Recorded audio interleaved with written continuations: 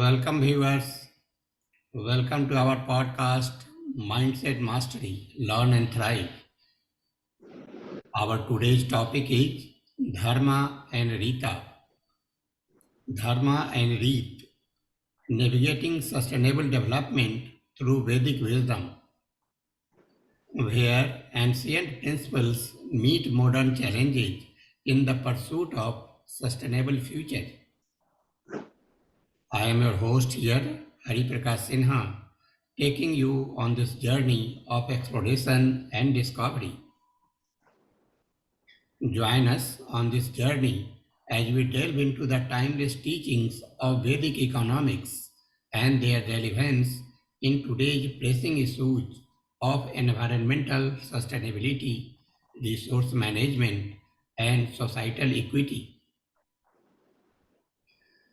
Get ready to uncover actionable insights, practical strategy, and inspiring stories that will empower you to make a positive impact on the world around you. So, whether you are a seasoned environmentalist, a curious learner, or someone simply seeking solutions for a better tomorrow, you are in the right place.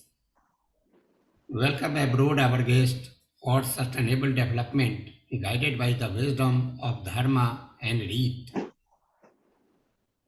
Join me in welcoming our distinguished speaker, Umesh Agrawal. Umesh Agrawal is a geopolitics analyst with deep insights on international relations and current affairs, including Sanatan Dharma.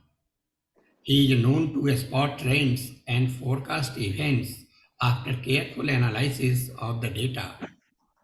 He is from Chennai and runs the popular opinionated blog indiachronicle.in. So welcome Umesh Agrawal ji. Welcome to our platform. Welcome, sir. तो उमेश अग्रवाल जी, हम लोग आज वैदिक economics के बारे में बात कर रहे हैं और इससे क्योंकि जो टॉपिक है ये बहुत ही वास्ट टॉपिक है, तो आज हम लोग जो बात करेंगे वो सस्टेनेबल डेवलपमेंट के बारे में बात करेंगे कि किस तरह धर्म और रीति ये जो है इसके थ्रू हम लोग सस्टेनेबल डेवलपमेंट जो हैं वो अचीव कर सकते हैं। तो इस दिशा में मेरा सबसे पहला क्वेश्चन आपसे ये है, how can the concept of Dharma guide businesses and policy makers in integrating ethical consideration into sustainable development initiatives? तो इस बारे में आप क्या कहते हैं, आप बताएं। देखिए Hari ji, if you see when the Prime Minister entered the Parliament in May 2014, उन्होंने पहले पार्लियामेंट को he actually bowed on the Parliament and he described the Parliament as a temple of democracy. The concept of Vedic economics, which I believe started on that day itself, when he wanted when the slogan was "Sabka Saath, Sabka Vikas," and Vedic economics also wants to help people to come out, and it is mainly concerned about equitable distribution of wealth and well-being of the people according to the Sanatan Dharmic spiritual principles. आज आप देख लीजिए prime minister ने जो भी किया है, जैसे उनके प्रोग्राम है सौर योजना प्रोग्राम, 16 इंटरनेशनल सोलर अलायंसेस, ये सब बना है. What are these? These are all international alliances which is promoting renewable energy. He is trying to use ethanol. He is trying to revive the economy of India through policy decision making. आज अगर आप देख सके, temple also is coming in a very important part. अगर आप देख सकते हैं टेम्पल के अंदर हम धर्म का फॉलो करते हैं. We follow the Sanatan spiritual dharmic principles in temple.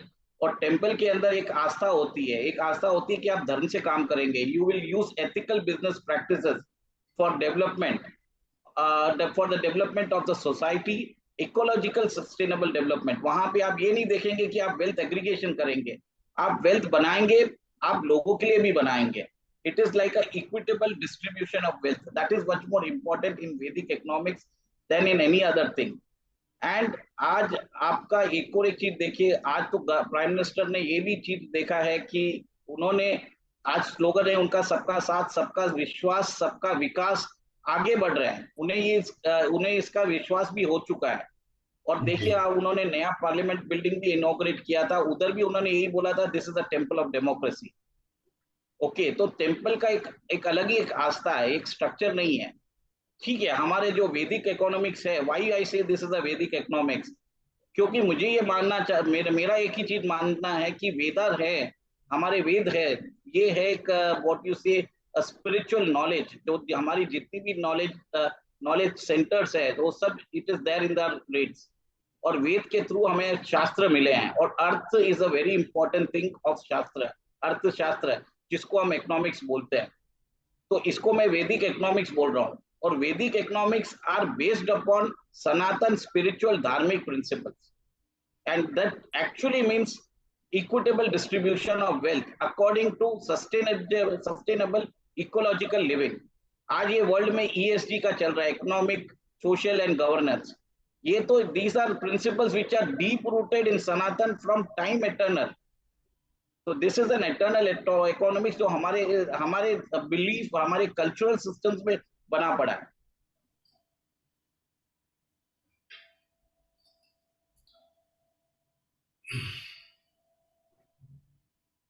तो इसके साथ ही मैं मेरे दूसरे सवाल पे आता हूँ कि इन व्हाट वेज रीत serve as a blueprint for sustainable resource management and conservation efforts in modern society. तो क्या इसमें जो एक्शनेबल अप्रोच है, किस तरह से अप्रोच करना चाहिए और किस तरह से हमारी जो रीतियाँ हैं वो इसमें हमको मदद कर सकती है? जैसे मैंने आपको बताया था, we believe in equitable distribution of wealth. Equitable distribution of wealth तभी होगा when the economic activities benefits all the people. हमारे टेम्पल्स, जो पुराने टेम्पल्स थे, जैसे आप नालंदा देख लीजिए, या आ, आ, ये नालंदा देख लीजिए, या दूसरे भी नालंदा था, फिर बाद में कांधार था, उसके अंदर दे वर ऑल नॉलेज सेंटर्स। मंदिर भी एक तरह से नॉलेज सेंटर ही हुआ करते थे। वहां पे शास्त्र और शास्त्रार्थ के आपको डिस्कोर्स हुआ करते थे। वेल्थ वॉज उस समय नॉलेज शेयरिंग होता था। नॉलेज शेयरिंग से एक्शनेबल इंसाइट्स कैसे बनाए जा सकते हैं, वो प्रोसेस कैसे बनाए जा सकते हैं जिससे इकोलॉजी सस्टेन हो, कौन से प्रिंसिपल्स हमें इंकॉर्पोरेट करना चाहिए, जिसके कारण we can actually try to what do you say, we can actually try to promote trade, commerce and investment around the temple, which actually promotes investments in around the temple। जैसे आप देख लीजिए, अभी prime minister भी कर रहे हैं one district one product scheme. What is this one district one product scheme? he is trying to revive the traditional handicrafts, traditional things of the particular area. He is trying to promote rural entrepreneurship. Prime Minister is doing the same thing. He is trying to uplift the people into developing their skills, और उस skills के साथ entrepreneurship करके। और आपको ये भी जानना पड़ेगा कि one district one product scheme में कोविड के दौरान हमने 32% हमारा एक्सपोर्ट बढ़ा था। जी बिल्कुल।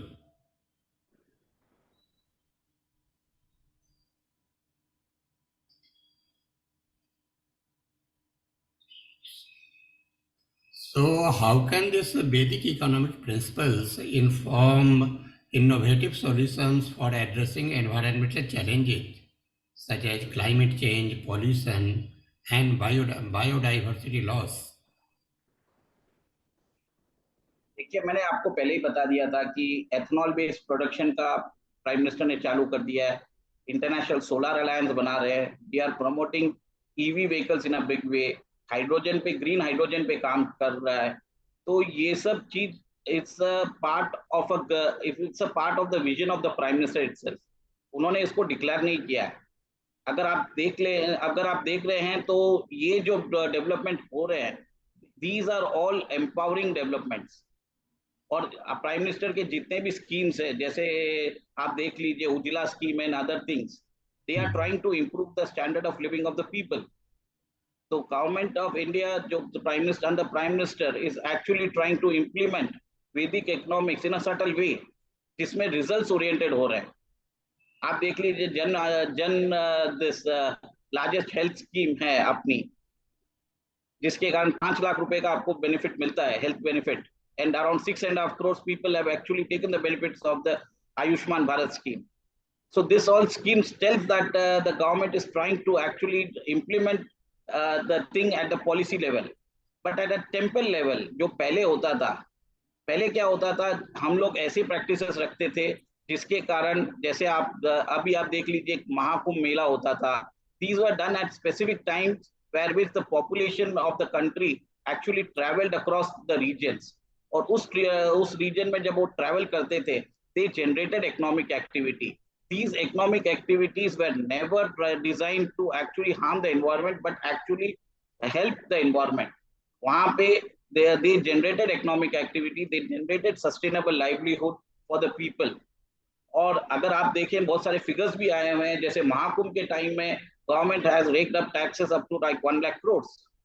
आज मैं आपको अयोध्या के बारे में बता रहूंगा, जैसे जब राम जन्मभूमि का प्राण प्रतिष्ठा हुआ है, आज तक अभी तक तो एक महीने में 65 lakh people have visited the मंदिर.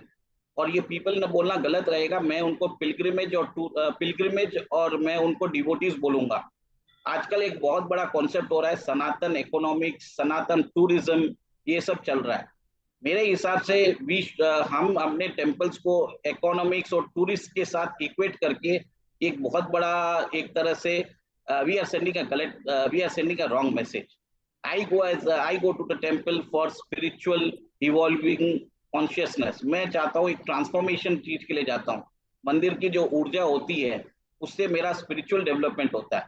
मंदिर से इकोनॉमिक डेवलपमेंट होलिस्टिकली होता है, पर इंडिविजुअल लेवल पे आपके अंदर एक ट्रांसफॉर्मेशन आता है. सेकेंड, बिल्कुल. मैं एक भावना होती है कि मैं एक ऐसा पिलग्रिमेज जा रहा हूँ जिसमें I would like to believe that I would be, this is not a tourism, this is actually a pilgrimage centre. और हमारे जो टेम्पल्स है, they are the secret they are secret pilgrimage centres, rather than हम उसको tourism के साथ करें. Holistic infrastructure development of the area हो रहा है. जैसे आप देखिए अयोध्या में क्या हुआ, अयोध्या में एयरपोर्ट्स बने, मीन्स ऑफ कनेक्टिविटी बढ़ रही है.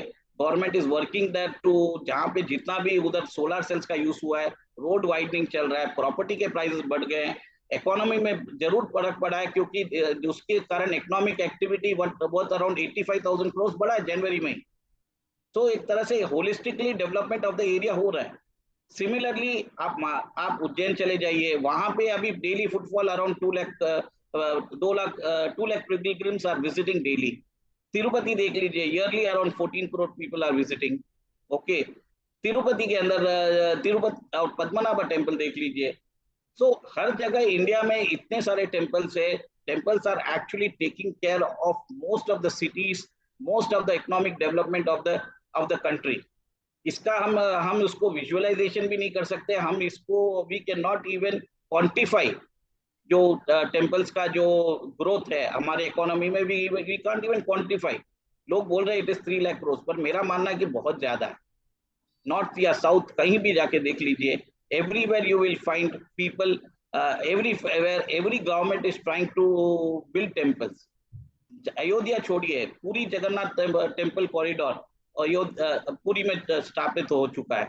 उससे वहां पे पिलग्रिमेज और पिलग्रिम्स को फायदा पहुंच रहा है. फिर बाद में आप ये भी देख लीजिए ना, यहाँ पे अभी वाराणसी में भी अराउंड 10 करोड़ पिलग्रिम्स विजिट कर रहे हैं. तो उधर भी एक इकोनॉमिक एक्टिविटी फर्क पड़ा है. और आपको ये जान के आश्चर्य होगा कि मक्का और मदीना में शायद 3 करोड़ लोग in a year around 3 crore people visit Mecca और मदीना.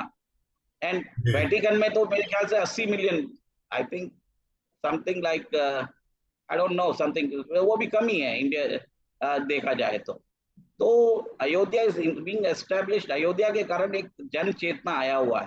पहले तो चल ही रहा था, मोदी जी ने तो ये अपना ये जो बोलते हैं ना वैदिक इकोनॉमिक्स का टेम्पलेट, जैसे ही पावर में आए थे उन्होंने चला दिया था. बिल्कुल. तो अभी ये जो वैदिक इकोनॉमिक्स है और जिसके थ्रू इतने सारे काम किए जा रहे हैं, so what role can education and awareness play in promoting the adoption of Vedic inspired sustainable development practices at the individual, community and institutional level? तो एजुकेशन और अवेयरनेस के कारण मतलब क्या क्या हो सकता है इस दिशा में? देखिए, एजुकेट बहुत लोगों को तो ये भी नहीं मालूम कि टेम्पल्स का क्या रोल प्ले होता था हमारे हमारे डेवलपमेंट में। What was the role of the temples in our development? People are unaware of that. कितने लोगों को मालूम है कि गवर्नमेंट अप्रूव डेटा है कि temple contribute around $3 billion। Temples के कारण कितनी सिटीज की इकोनॉमी चल रही है। People are not realising that. यहाँ पे तो इफ यू सी, जब राम जन्मभूमि का जब प्राण प्रतिष्ठा हो रही थी, बहुत सारे हिंदू भाई और बहन बोल रहे थे कि why do you need temples, we can build hospitals, we can build educational institutions. But they बिल्कुल। Never realize but they never realized during the Vedic times these temples were actually just not the ecosystem. It was a spiritual realm, in एक spiritual realm था जिसके अंदर आप देख लीजिए वहां पे इकोनॉमिक्स चलती थी। मंदिर हम्म, में मंदिर में जस्टिस सिस्टम डिलीवर किया जाता था। It was a it was a centre of discourse, intellectual sharing होता था हम्म, वहां पे। They supported the even the agriculture as well during that times.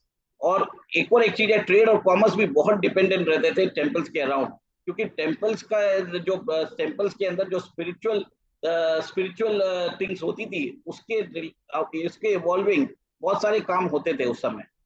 तो हमें ये we have to popularise that how temple has been an integral part of ancient Vedic development। और वो sustainable ecological development बहुत जरूरी है। और सेकेंड, टेम्पल के अंदर vision of the materialistic greed, we live within our means, we go for mental peace. आज बहुत लोगों को ये रहता है कि they are in depression and other things. Why? क्योंकि they are not going to temples, they are consuming information like anything, mindless information which actually pollute the mind. तो ये डिप्रेशन वाली चीजें बहुत ज्यादा हो रही है। So we need to give them a course of spiritual awakening, meditation practices. This has to be spread in our schools और इसको करिकुलम में भी इनकलकेट करना जरूरी है।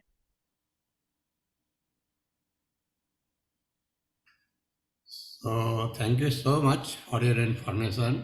It was really very enlightening. So I'm moving to my next question. How can policymakers and business leaders leverage Vedic economic principles to design policies and practices that prioritize social equity and inclusive growth alongside environmental sustainability? सी, अगर देखा जाए तो हमारे corporates they are required to spend 2% of the profits for doing charity. They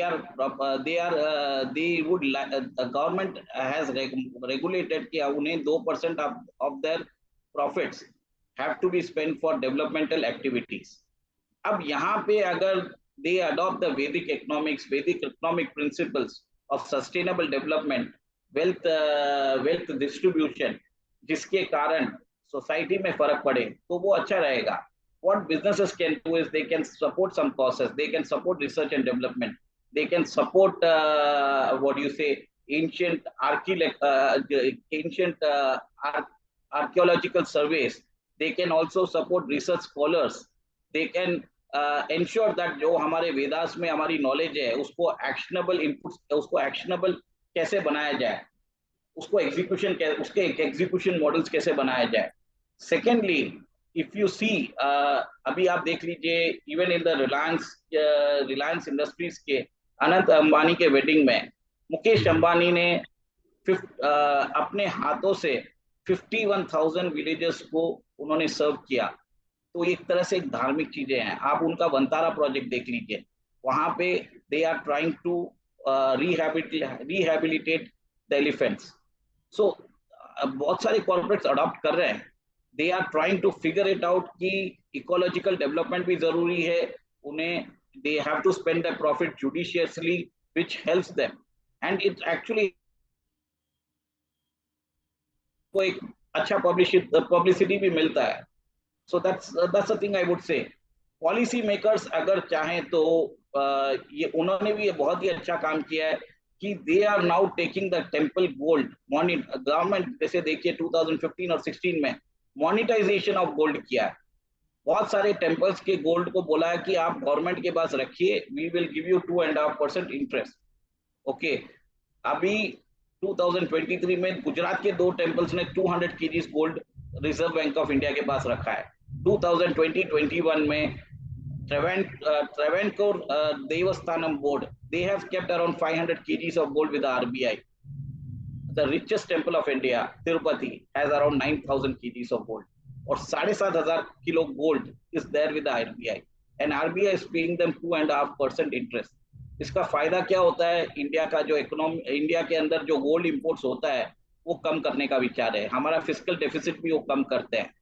and second, जब भी उनको चाहिए temples को, they can ask the RBI will give them the monetary value of the gold, और उनको जब भी देखे कनकैश कर सकता है. So these are the very beautiful things policy makers are doing. Really ये तो सही में बहुत अच्छा स्कीम है, क्योंकि इससे तो कई फायदे हैं. इससे तो पहला फ़ायदा ये है कि हमारे यहाँ जितने भी टेम्पल्स हैं वो मोस्टली जो साउथ के जो बड़े बड़े टेम्पल्स हैं वो नॉन हिंदी लोगों के कब्जे में हैं, क्योंकि उसके जो ट्रस्टी हैं वो हिंदूज नहीं हैं और वो लोग एक्सप्लॉइट करते हैं इसको. कई बार ये मामला भी ऐसा सामने आया है. जब गोल्ड आपका आरबीआई के पास है तो वो सेफ है और टेम्पल को उसका अर्निंग भी हो रहा है, टेम्पल को सिक्योरिटी भी है. टेम्पल को अगर पैसे चाहिए, जनरली उनको चाहिए नहीं क्योंकि उनके पास ऐसे ही काफ़ी इनकम होता है, तो इससे टेम्पल को भी फ़ायदा है और नेशन को भी फ़ायदा है, सोसाइटी को भी फ़ायदा है. तो सिमिलर स्कीम जो मुझे लगता है कि ये सिमिलर स्कीम जो है, क्योंकि जहाँ तक हम लोग जानते हैं कि जो इंडिया के लेडीज हैं उनके पास वर्ल्ड का 11% गोल्ड है. तो अगर कोई स्कीम, अगर सरकार ऐसी स्कीम लाती है कि जहाँ ये दिया जाए ऑफर यहाँ जो सिटीजन्स हैं उनको कि आप चाहें तो गोल्ड सरकार के पास डिपॉजिट करके रखिए, जो अभी बैंक के वॉल्ट में लोग रखते हैं और पैसे देते हैं उसके लिए, वहाँ पे सरकार उनको पैसे दे और उनका ये ऑप्शन दे के ठीक है आपको अगर यूज करने के लिए कभी लेना है तो आप यहाँ से ले सकते हैं, अपने जो ऑर्नामेंट्स वगैरह हैं आप यूज कीजिए, ला के डिपोजिट कीजिए यहाँ. तो मुझे लगता है कि ये भी काफ़ी अच्छा स्कीम है. प्रकाश जी, हरिप्रकाश जी, ऑलरेडी गवर्नमेंट ये स्कीम इंडिविजुअल्स के लिए भी रख रखी है.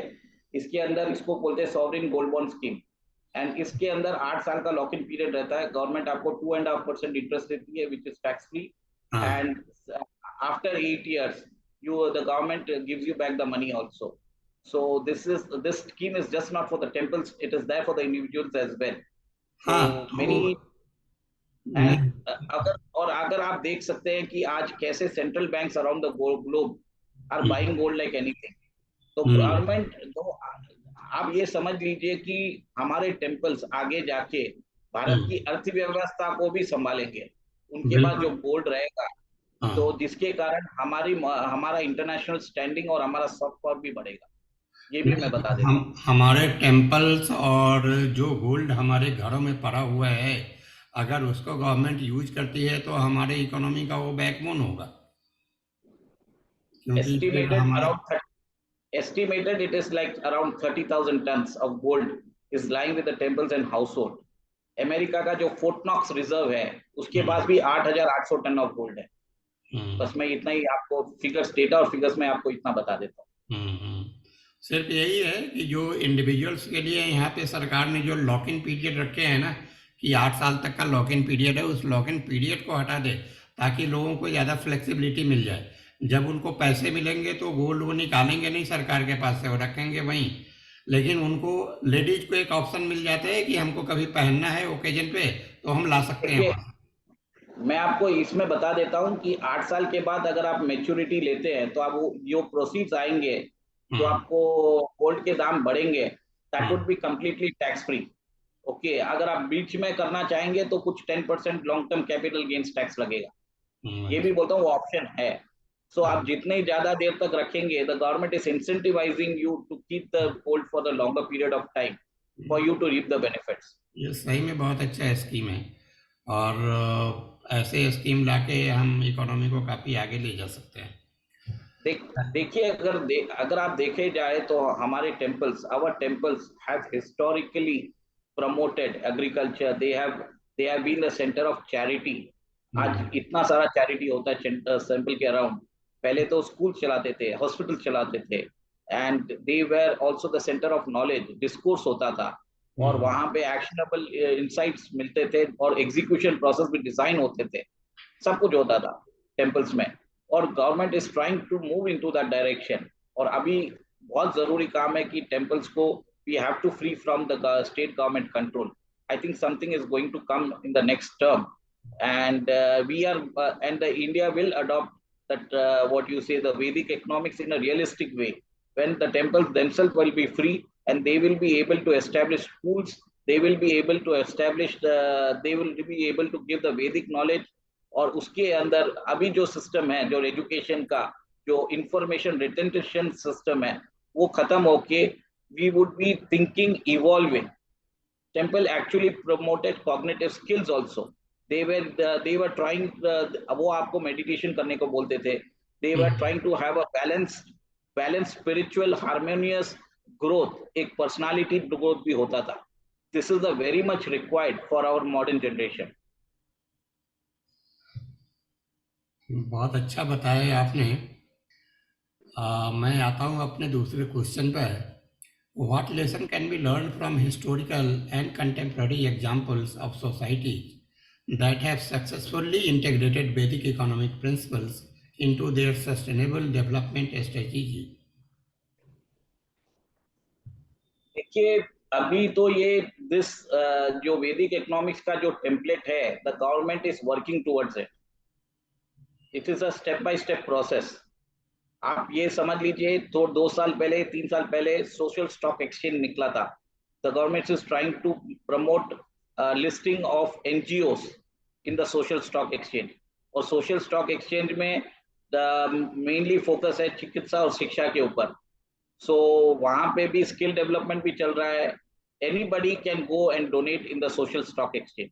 मेरा ये मानना है आगे जाके ये कॉन्सेप्ट बहुत पॉपुलर होने वाला है। People will start donating for other causes as well. अगर किसी को रेस्टोरेशन ऑफ टेम्पल करना है, किसी को they want to do a research on particular knowledge thing, excavations करके नॉलेज करना रहता है, तो ये सब चीज we can go for crowd funding through that exchange as well. And I would I would also like to add one thing, कि जैसे अभी prime minister has gone, Dwarka गए थे and he went into the submarine. तो उन्होंने नीचे जाके ही explored the submerge historical city of Dwarka. तो वहां पे लोगों का इंटरेस्ट बढ़ा है। लोग अपने कल्चरली अपने रूट से कनेक्ट होंगे through to this. And one more thing, आपने मैं आपको एक और एक चीज बता देता हूँ। There is a project called India pride project. India pride project में क्या होता था, ये काम 2014-15 से ही चल रहा है। यहाँ पे सिंगापुर के एक इंडियन है, अनुराग सक्सेना। उन्होंने आज तक अराउंड 200 आर्टिफैक्ट्स, जो हमारे डेटीज है, जो स्टोलन हो चुके थे, they were stolen from India, उनको जाके ब्रिटिश म्यूजियम से, ऑस्ट्रेलियन म्यूजियम से, अमेरिकन म्यूजियम से उनको कंटेस्ट करके उन्होंने बताया कि this belong to our temples. उन्होंने वो सारे फोरेंसिक प्रूफ भेजे। तो अराउंड 200 आर्टिफैक्ट्स आ चुके हैं इंडिया में, और 1400 आर्टिफैक्ट्स और आने बाकी है। और जब भी ये डेटीज वापस उनकी प्राण प्रतिष्ठा किया जाता है उनके टेम्पल पे, उस एरिया में, तो उस एरिया का लैंडस्केप भी बदल चुका है। तमिलनाडु में 4 से 5 जो टेम्पल विलेजेस है, इसके कारण बहुत सारे डाइटीज आने लग गए हैं, बहुत सारे डिवोटीज आने लग गए हैं उस जगह पे, जिसके कारण इकोनॉमिक बेनिफिट्स बना है। सो आप ये देख लीजिए, this is a real example of temple economics. मैं आपको ये बताना चाहता हूँ। बिल्कुल बिल्कुल बिल्कुल सही बताया। तो इसके साथ हम अपने अंतिम सवाल पे आते हैं। How can individuals and communities apply Vedic teachings on simplicity moderation and mindfulness to promote sustainable consumption and lifestyles. आजकल जो हमारा जो कल्चर है वो बहुत ही कंज्यूमर सेंट्रिक है। हम जितना से ज़्यादा कंज्यूम कर सके हम उस पर फोकस्ड रहते हैं। तो ये वैदिक टीचिंग किस तरह से हम लोगों को गाइड कर सकता है, हाँ, सिंप्लिसिटी के लिए, मॉडरेशन के लिए और माइंडफुलनेस के लिए, इसके बारे में आप कुछ बताइए। देखिए, सबसे पहले तो सनातन टूरिज्म जो वर्ड है वो उसको उसको यूज करना बंद करिए। सेकंड, हमें ये एक चीज रहना चाहिए कि हमारा जो एंशिएंट कल्चर है, हम अपने भगवान को डाइटीज बोलना चाहिए, but we say them as idols. ये नहीं होना चाहिए। We should call our epics, Ramayana, Mahabharata और वेदास, जो भगवत गीता जो भी है, उनको बोलिए एंशिएंट वैदिक स्क्रिप्चर्स। हम जो वर्डिंग्स यूज कर रहे हैं वो सबलाइमली हमारे दिमाग में जा रहा है और हम मेटीरियलिस्टिकली ज्यादा हो रहे हैं। What we have to do is we have to remove this clutter. We have to understand कि क्या डिफरेंस है, what are we consuming. Inherently we are becoming much more materialistic, and this materialism is the root cause of all the problems. What we require, what आज हमें चाहिए कि we have to live within our means. We need to uplift the society. Charity बहुत important है, एक component है। This has to be taught in the schools. एक और एक चीज जो होना चाहिए कि वेल्थ एग्रीगेशन से ज्यादा वेल्थ, इक्विटेबल वेल्थ डिस्ट्रीब्यूशन पे बात करनी चाहिए। आज बिल्कुल सही। सोसाइटी का यार्डस्टिक यही हो गया है कि आप कौन से ब्रांड यूज कर रहे हो, ये क्या कर रहे हो, वो कर रहे हो। सो एक चेंज आया है और मैंने अभी ये चेंज देखा है। ये रीता अंबानी के जो बेटे की वेडिंग है उसमें कुछ चेंजेस आ चुके हैं, जहां से उन्होंने आरती करवाई थी सबसे। एक तरह से they became the torch bearers of Sanatan. उन्होंने गरबा करवाया था। तो ये सब बहुत जरूरी था। वेडिंग यहाँ पे की थी, इंडिया में की थी। नहीं तो पहले ये जितने भी बॉलीवुड स्टार्स थे, दे यूज टू गो अब्रॉड, कहीं पे यूरोप के कौन से कोस्ट कासल्स में जाके वेडिंग करते थे। और उसको गौतिक कल्चर, जो गौतिक जो आर्किटेक्चर है, जो बेसिकली भूतिया बंगला बोलते हैं उनको, उधर जाके वो लोग शादियां करते थे। बट एटलीस्ट यहाँ पे इन्होंने पहले यहाँ पे इन्होंने शादी चालू की। वेल्थ जो है it is moving inside India only. Similarly आज जरूरी है कि ये डिफरेंस सबको समझ में आए कि चैरिटी इंपॉर्टेंट है। अनंत अंबानी का देख लीजिए, without having this, I really admire this guy of being so humble. Even Radhika Merchant, she was so humble. तो ये जरूरी है। We have to cut the people who are doing show biz and other things. और reforms बहुत जरूरी है। Reforms आना चाहिए from the corporate sector, from the government sector, from the film industry as well. हमें वैसा कंटेंट बनाना पड़ेगा। Start हो चुका है, अच्छी बात है, but long way to go. Second, मेरा एक और एक चीज मानना है कि जब तक वैदिक इकोनॉमिक्स सक्सीड नहीं हो सकता है, जब तक आप उसको, आपको हमारी टर्मिनोलॉजी यूज करना पड़ेगा। You have to use our nomenclature.